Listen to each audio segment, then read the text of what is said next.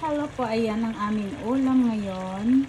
Ginisang ampalaya. Tapos linagyan ko lang siya ng tuna. Ayan, ngayong gabi po, ito po ang dinner namin.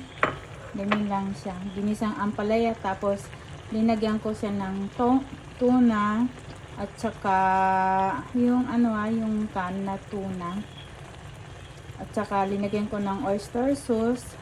At saka konting toyo. Ganyan lang siya. Tapos itlog.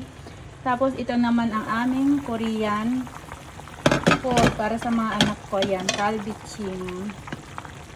Yan po yung kalbi niya. Yan. Ganyan lang siya. Ano lang dito. Linagyan ko lang din to ng apple. In-slice lang ko siya ng maninipis. Ayan, apple po yan yung ano na yan. Ito. Yan, apple po yan. In-slice ko lang at saka linagay ko lang dito. Hinalo. Linagyan ko lang din to ng toyo, bawang, sibuyas, tapos kaunting coke. Linagay ko to dito. Ganyan siya yan. Ganyan lang siya. Palalambutin ko lang hanggang siya, malambot siya. Kasi mas masarap to pag malambot. Ganyan lang siya. Yan naman ito naman ang aking ulam. Isang ampalayan na may tuna siya. Wow, ang sarap-sarap. Ang dami, di ba?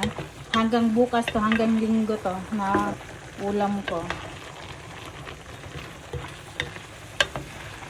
Yan. Kumakain naman to yung asawa, kumakain siyang ganito. Kumakain siya ng ampalaya. Pero hanggang linggo to. Kasi marami siya. Ilalagay ko lang to sa ref. Thank you sa panonood. Manood po kayo. Papalo naman po sa aking page. Yan. Okay na po yan.